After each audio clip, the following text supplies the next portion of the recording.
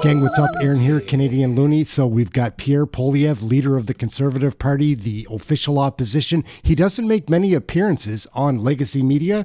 Here he's going to be with Vassy Kapelos. Are we going to get trashy Vassy, sassy Vassy? Who are we going to get? Maybe she'll be classy. Let's check this out. Pierre Poilievre can always handle the legacy media. Let's take a peek.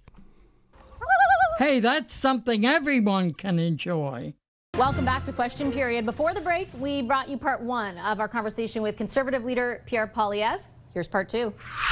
Why should Canadians watching right now treat you as an authority on this subject when for so many months, just on the economy more largely, you told them that if the carbon tax was gone, food prices would go down? The carbon tax has been gone since April the 1st, and food prices continue to rise.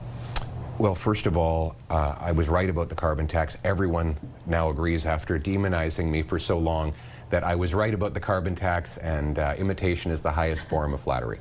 But you know what I have to say is even more incredible is that Carney has been able to over his increased government spending, which is staggering. He's doubled the deficit in 6 months, has flooded our economy with printed cash, which is ultimately causing inflation. Now, it is true that the CPI is lower than it would otherwise be, and everyone agrees, all the economists, I think even the Bank of Canada, that that is because of the carbon tax.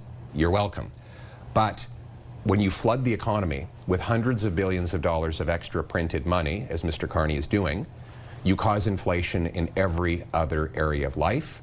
And what really worries me is that once the carbon tax elimination rolls off the monthly inflation measurement early next year, we're going to see really high rates of inflation. We're already seeing it in the core readings. We're already seeing it in the food prices that are rising 70% faster than the Bank of Canada's target, with 4 million visits to Toronto food banks.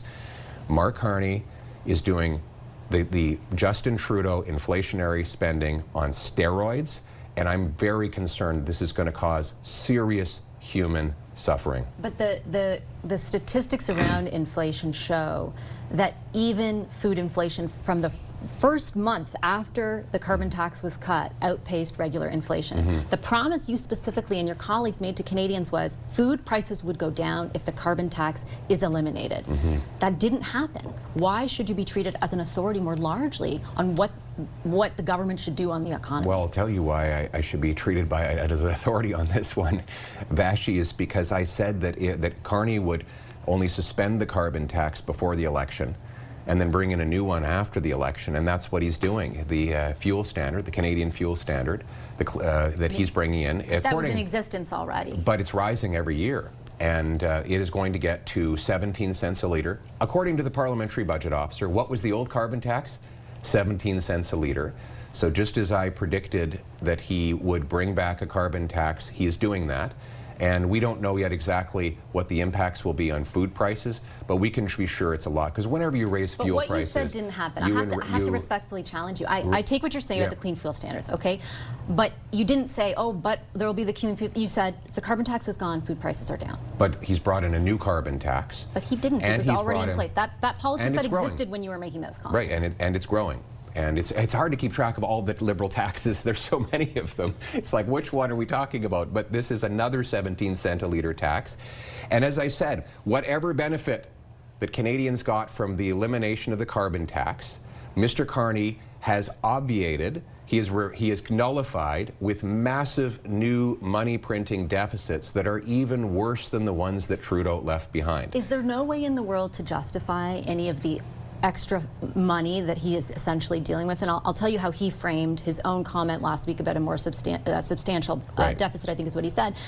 Increased costs to deal with the economic impact, like supports for people and sectors that have been very hard hit. I think we can agree, like, the tariffs are out of his control, I mean, to the degree that the president had decided the level of them.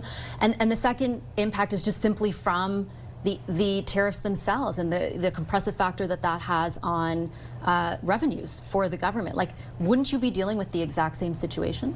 Very differently. So why would the trade dispute have required he increase spending on consultants by 37%? We're now, this Liberal government under Mark Carney is spending the equivalent of $1,400 per Canadian family on consultants. That's more than a 100% increase. He said he'd spend less on bureaucracy. The cost of the bureaucracy is up 6% year over year. He's adding more bureaucrats. He's increasing foreign aid, sending our money out of our country at a time when we don't have enough here at home. He's giving more money to fraudulent refugee claims and corporate welfare. None of those things were imposed on him by a decision by a foreign leader. These are decisions he made at home. They would have been irresponsible had there been no trade dispute. They're even more reckless now because we can least afford to waste money when we're confronting a serious dispute with our biggest trading partner. He has intimated that there will be some sort of adjustment to the public service. To be fair, during your campaign, you also said there would be cuts, but didn't detail to what degree they would come. How much should the federal government cut the public service, to be exact? There needs to be billions of dollars of reductions in the federal bureaucracy, and we need to cut the consultants in half. So he should cut the budget for consultants by at least $12 billion. And what about the budget for public service workers, which right now is at $71.5 billion? Well, we should reverse the cost of the bureaucracy back at least 5 years to the pre-COVID era. I mean, how is it that we were able to deliver all these services 5 years ago with 40%, 30% less bureaucrats and less bureaucratic spending? We don't need more bureaucracy. We need to leave money in the pockets of entrepreneurs and workers who will generate the real growth for our country. What do you say to people who hold those jobs, many of whom used to be in your old riding, who will be a factor in the new unemployment rate, who have to look at their families when losing their jobs and figure out a way to support them? It's very difficult, and of course right now the reality is that we're in a liberal jobs crisis. The unemployment rate is skyrocketing. Since Mr. Carney became Prime Minister, 86,000 people have lost their jobs.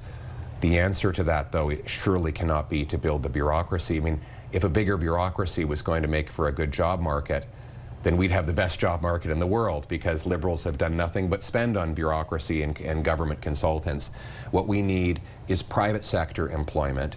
We need businesses to hire more people, giving them paychecks, producing things, goods and services that the country needs.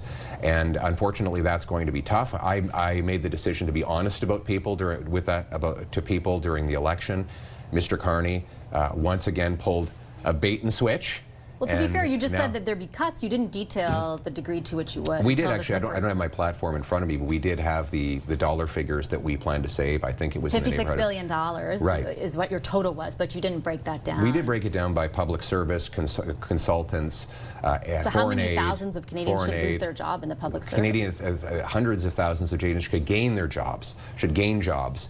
And that's what we will do when we get rid of the capital gains tax on businesses that reinvest in this country. When we cut taxes on workers, they spend more at local restaurants. When we approve more projects free in the resource sector, all of those welders, pipe fitters, carpenters, though not only employ themselves, but then they go and spend at local hotels and restaurants, creating even more jobs. I'm proposing a boom in job creation. That is what our Conservative plan is, and we encourage the Liberals to adopt it. And I take your point on all that. And with respect, my question was how many public servants should lose their jobs, not how many private sector jobs should be created. Well, it's a combination of the two, and you know, we still have some time before the next election when you'll see our platform. Well, maybe you never know. You never know. It's a minority. I'm better at predicting the past than the future, but I appreciate your impatience. You're asking the right questions, and I can tell you you'll have the right answers before you go voting in the next election. Our job right now as official opposition is to signal the direction, which is we need less money for bureaucracy and more money for taxpayers and job creators. One more question, if you'll permit me, on another vote that you're going to face, and that's the leadership review in January. Do you have a magic number? No, I don't believe in magic. Do you have a number at which you think you need in order to remain as leader? I don't know. Why not? I'll be working to win over the people of the Conservative Party who will be there, and our message will be that I'm the leader that will bring forward the Canada, that will restore the promise of the country, where hard work gets you a great life, an affordable life, a safe life under our proud flag. And you know, the magic number will be when we win the next election, which we will. Should I take anything, though, away from the fact that you don't want to put a number on it, as far as a lack of confidence that you'll be able to secure the full support of your party? No. Then why won't you put a number on it? Because the people will decide, and then you'll see the number. Okay, I will wait for that. All right. Mr. Poilievre, I'll leave it there. I appreciate your time. Lots of anticipation I've left you with. No, very much. Edge of my seat. Thanks a lot, sir. Thanks for having me. All right, gang, what did you think of that? Did Pierre stand his ground? What do you think of Vassy Kapelos? She's not just devil's advocate, man. She just keeps poking. What are you going to do? Legacy media is foolish. Aaron, Canadian Looney, like, share, subscribe, get notified. Let me know in the comments what you think of Pierre's showdown with Vassy Kapelos here on CTV Legacy Media. Again, very hard to filter through like the real information that you get from these interviews. That's it. Thank you all for watching. We'll catch you in the next video. Parliament is back this week. It should be another wild one. Come and check out one of the live shows. Catch you in one of the next videos. We're out.